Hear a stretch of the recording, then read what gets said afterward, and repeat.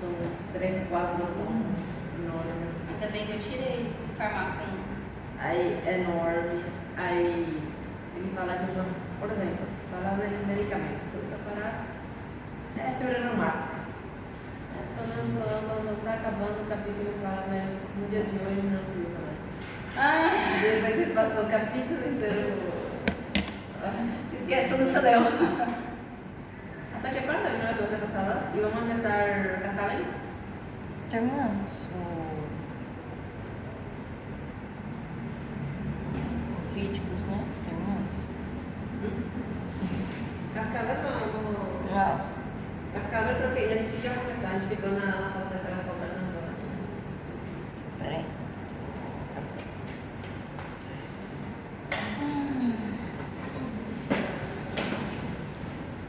Na verdade, doutora, a parte do acidente ofítico, acabamos todos? É. Acabou? Agora a senhora já até mandou o slide de leite. Mas a gente não está usando a gente não estudia tratamento, método diagnóstico, complicação, o que fazer, o que não fazer. Acho que a gente ficou aqui, né? Deixa eu olhar aqui na tela. Geralmente. Paramos num acidente ofítico crotálico. Paramos aí mesmo.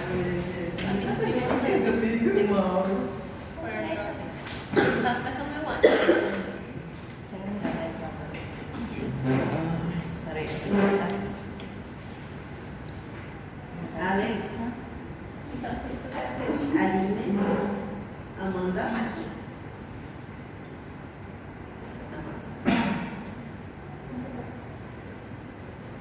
Ana Paula, Presente. Andrica, Amiga. Monique. Elizabeth, Esse você falou. Bruna, Presente. Carmen, Presente. César, Cíntia, Presente.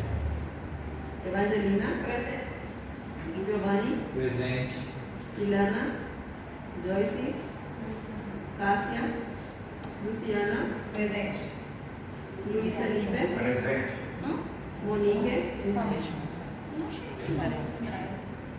Núbia, Aceito esse? Já. Silvia, Aceito outro.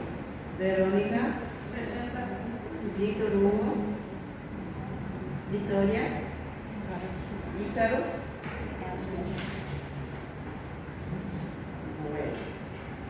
entonces, Doutora Vitória está passando mal, vou avisar. hasta Ela aí. não vem.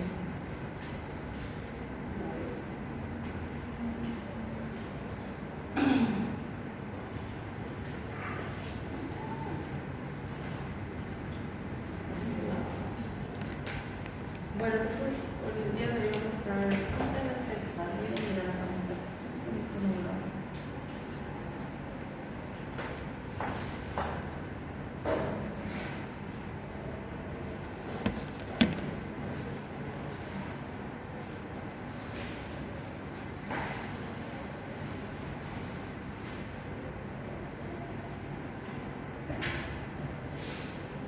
São 5.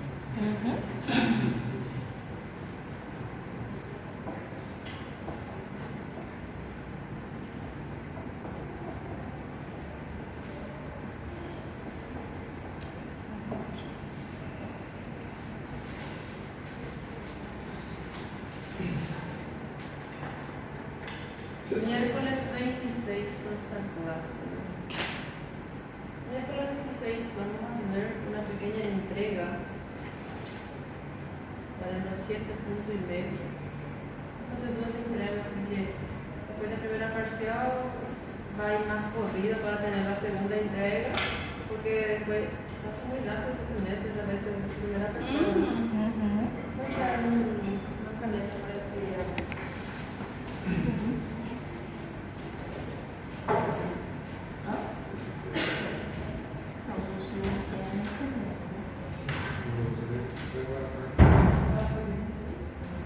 Você quarta-feira?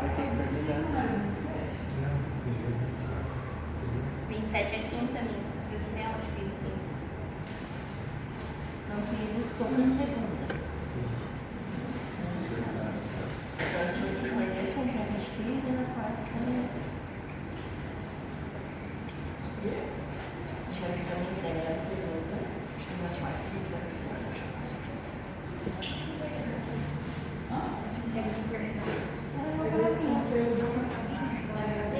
Você não vai ter trabalho de apresentar, vai ser só prova.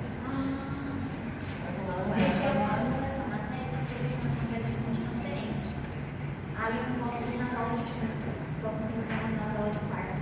Então, você Eu vai também também faço de de quarta. quarta, na quarta, né? Agora você tem todos os conteúdos de Eu aprovação? entrei no Drive lá no Ah, então tá certo. Só que tá só acho que o esquema já deu, né? Esse que vocês estão falando da próxima aula, talvez não vai ter não ainda não. É que esse daqui é o vergonhoso lá, né? Colocou lá? Não, mas não sei se na leishmaniose entra na entrega, né? Não, é vergonhoso.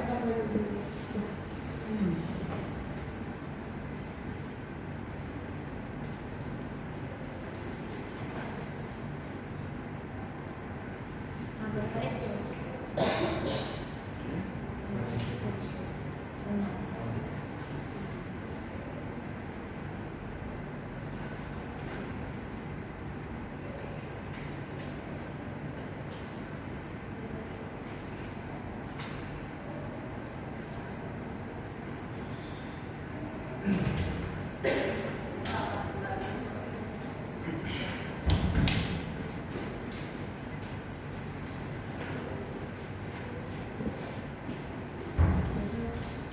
Esse 6.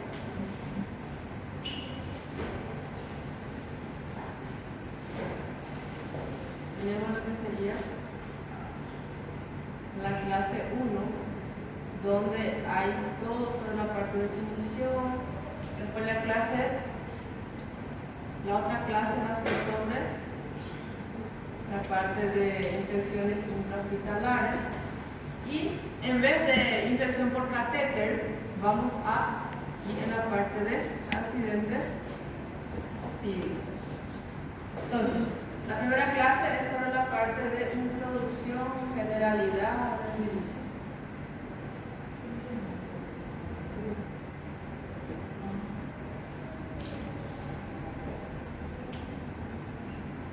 Entonces, estos tres van a ser los temas para la primera entrega. La entrega va a valer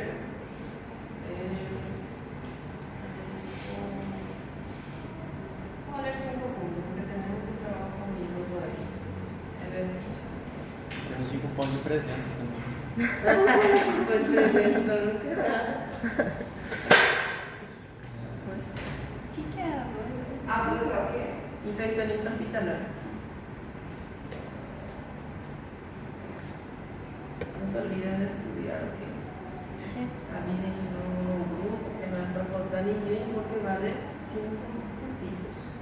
Entonces, estuvimos viendo sobre lo que serían los accidentes opídicos. Hablamos la clase pasada sobre lo que sería el accidente hemotrófico y hoy día vamos a estar hablando sobre lo que sería el accidente crontálico. El accidente crontálico, veremos que una de sus características, la clínica va a estar conformada porque el accidente crontálico va a tener lo que sería tanto una afectación hematológica más neurotóxica. Entonces el paciente va a tener alteraciones a nivel de la sangre y a nivel también neurológica. Vemos que vamos a estar clasificando lo que sería la clínica de estos pacientes en 3 estadios: el estadio leve, moderado y el severo. Vemos que en el leve el paciente va a estar presentando dolores de tipo leves a moderados en el sitio donde fue mordido por la serpiente. El paciente presenta lipotimia. ¿Qué sería la lipotimia? Sería cuando el paciente se desmaya pero no hay pérdida de conciencia. El paciente va a presentar mareos, visión borrosa, fotofobia paciente tiene mareos, presenta visión borrosa, fotofobia, entonces descartar ya, excluir ya que es hipotrópico porque ya hay afectación del sistema nervioso de mi paciente. Acuérdense que accidente botrópico no hay alteración neurotóxica, solamente en la parte de la sangre del paciente. La complicación va a ser cuando el paciente tenga hemorragia en la parte cerebral y insuficiencia renal aguda, pero en la parte de su clínica, ¿no? El veneno del botrópico no tiene afectación neurotóxica, pero clotálico y el apídico sí tiene afectación neurotóxica. Vemos que el paciente también va a estar presentando un edema tipo leve en el miembro que va a estar siendo herido, donde tuvo la mordedura, y el paciente va a tener una orina ligeramente coloreada. ¿Qué quiere decir eso? Que el paciente está teniendo una hematuria. Entonces, el paciente presenta hematuria porque va a presentar una hemoglobina nitronormal, lo que sería la orina de este paciente. En los paraclínicos, ¿qué serían los paraclínicos? Van a ser los exámenes laboratoriales del paciente. Las pruebas de coagulación todavía son normales porque el paciente no presenta todavía mucho tipo de afectación, mucha pérdida sanguínea. Entonces, el paciente todavía la coagulación está normal, no tiene señales de hemorragia, de hipotensión. El paciente presenta fibrinógeno también normal. Presenta el BUN normal. ¿Qué sería el BUN? El balance nitrógeno ureico. Está normal. ¿Qué quiere decir eso? Que el riñón no está afectado. Está trabajando normal. Entonces, vemos que el BUN balance nitrógeno ureico está normal en el paciente. La creatina está normal en el paciente. Entonces quiere decir que el riñón no tiene alteraciones. Plaquetas normales en el paciente y el CK y el LDH normal. No hay afectación todavía muscular. Las enzimas en esas zonas todavía están normales. En el estadio 2, que es el estadio moderado, vemos que este paciente va a estar presentando dolor, edema moderado en el miembro mordido, en el miembro afectado. Va a presentar paresias. ¿Qué serían las paresias? Disminución de la fuerza muscular. Este paciente va a estar presentando dolores musculares generalizadas, pero son leves. Presenta náuseas, presenta vómito, presenta tosis palpebral. ¿Qué sería la tosis palpebral? Sería la caída, digamos así, de la pálpebra del paciente. De un lado generalmente vamos a estar viendo esta afectación. El paciente tiene una visión doble. La visión doble vamos a estar llamando de diplopía. Plopía de ver y di de dos. Entonces, si tiene visión doble, entonces va a ser diplopía. Tiene visión borrosa y el paciente en algunos casos puede estar desarrollando una ceguera de tipo temporal. El paciente se queda unos minutos sin ver, digamos así, y después vuelve la parte visual, vuelve a ver nuevamente ese paciente. El paciente va a tener también una oftalmoplegia. ¿Qué sería la oftalmoplegia? Cuando hay parálisis de los globos oculares. El paciente muchas veces va a presentar un estrabismo divergente. Uno de los ojos mira a un punto fijo, digamos así, mira de forma normal, pero el otro ojo puede estar mirando a la parte externa o superior.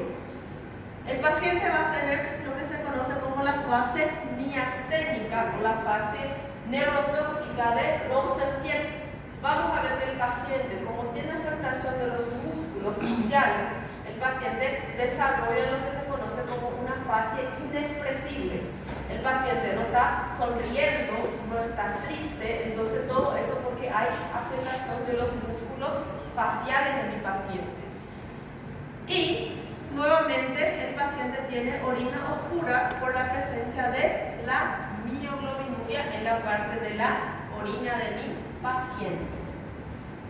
Acá ya podemos ver que la prueba de coagulación está prolongada. ¿Por qué está prolongada? Porque el fibrinógeno está disminuido. El fibrinógeno es el responsable, uno de los factores de la coagulación sanguínea. Si el fibrinógeno está disminuido, entonces va a tardar para coagular la sangre. Entonces, por eso se dice que la prueba de coagulación va a estar prolongada, porque el factor de la coagulación está disminuido. Si yo no tengo fibrinógeno, si tengo fibrinógeno disminuido, entonces va a tardar para coagular la sangre. Vemos que acá el BUN y la creatina normal, plaqueta normal. Pero podemos ver que si yo agarro la sangre, coloco en un tubo de ensayo, dejo reposar la sangre ahí, puedo ver que el plasma está coloreado. El plasma no va a quedar transparente, va a tener una coloración porque es la presencia de la mioglobina libre en ese plasma. Y vemos que el CK y el LDH va a estar aumentado. Quiere decir que la parte muscular está sufriendo algún tipo de daño. Por eso es que el CK y el LDH están aumentados. Vemos que en el estadio grave, este paciente ya tiene una parálisis flácida generalizada. Acá tenía disminución de la fuerza muscular, que era la paresia. Acá ya tiene parálisis de tipo flácida. El paciente no consigue estar elevando lo que serían los miembros, pero si yo hago esto, entonces se causa porque es una parálisis de tipo flácido.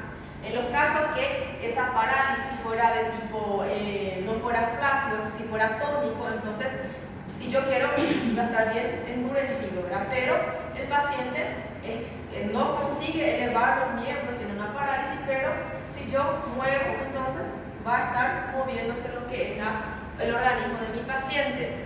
El paciente nuevamente tiene la oftalmoplegia de tipo grave, la parálisis de los globos oculares, tiene la caída palpebral más grave, tiene una tosis mandibular. El paciente muchas veces se va a fijar con la boca entreabierta, no consigue cerrar la boca porque hay afectación en los músculos de la región facial. Entonces el paciente se queda con la boca entreabierta. ¿Qué más?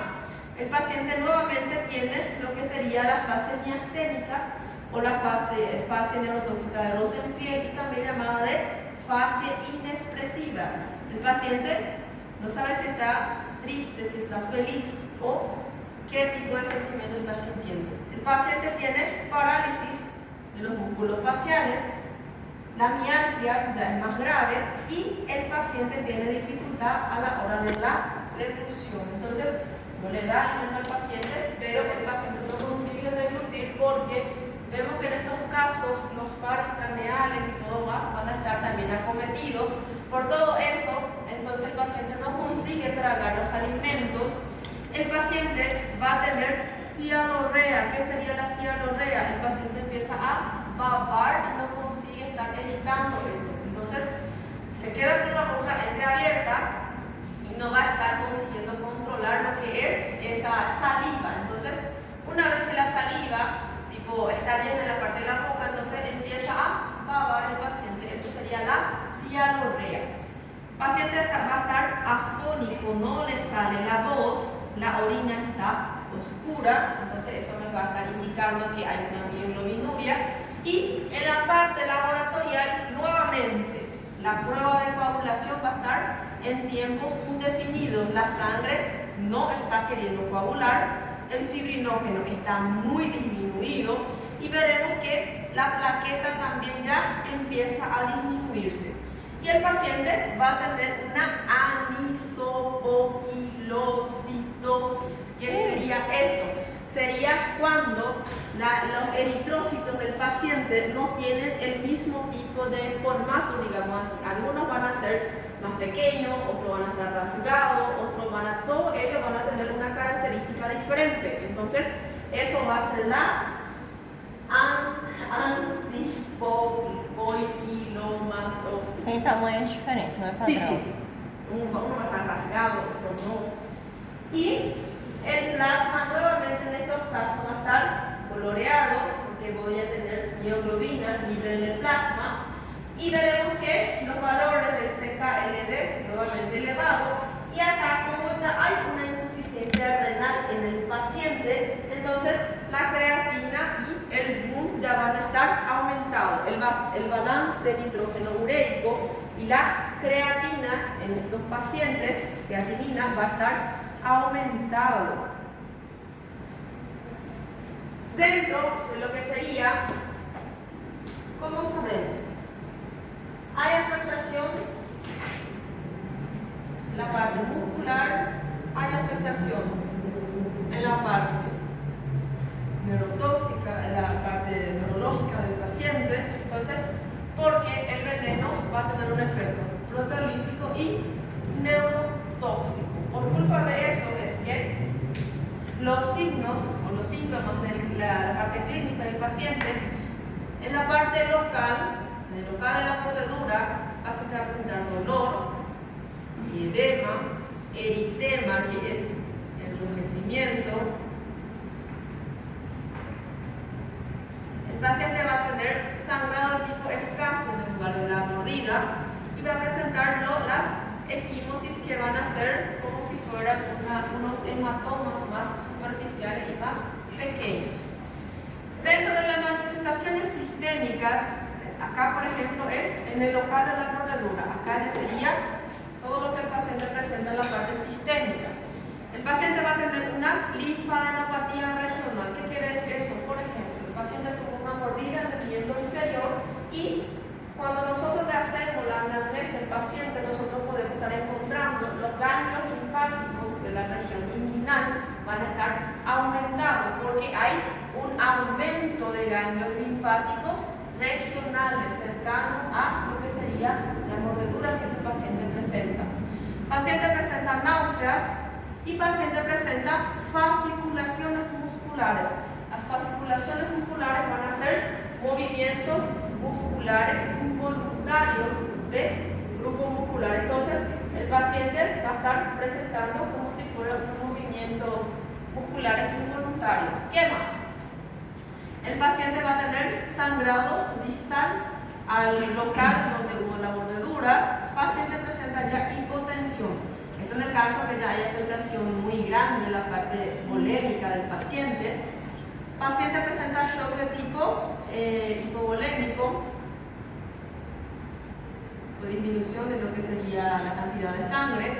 Paciente empieza a desarrollar ya afectaciones a nivel muscular, como por ejemplo la rhabdomiólisis, y el paciente ya tiene lo que sería la necrosis muscular, que se conoce como mionecrosis, especialmente donde hubo la mordedura en ese paciente o cercano a esa mordedura. Después de eso ya hay una falla renal en el paciente, como por ejemplo la insuficiencia renal aguda. ¿Está Doutor, bien? eu entendi o que é uma rabdomiólise. Rhabdomiólisis va a ser cuando hay una afectación, una alteración, una destrucción a nivel muscular del paciente. Gracias. Esto, por ejemplo, acá no se ve tan bien, pero la tosis palpebral, acá podemos ver que acá por la pálpebra está normal, pero en esta imagen podemos ver que el paciente tiene de este lado una tosis palpebral bien leve, un poco más caído que el otro lado del ojo del paciente. Otras alteraciones neurotóxicas que el paciente va a estar presentando van a ser especialmente la parálisis de lo que serían los pares craneales. Va a haber afectación de pares craneales, papiledema. ¿Qué sería el papiledema? Va a ser edema de papila visual óptica.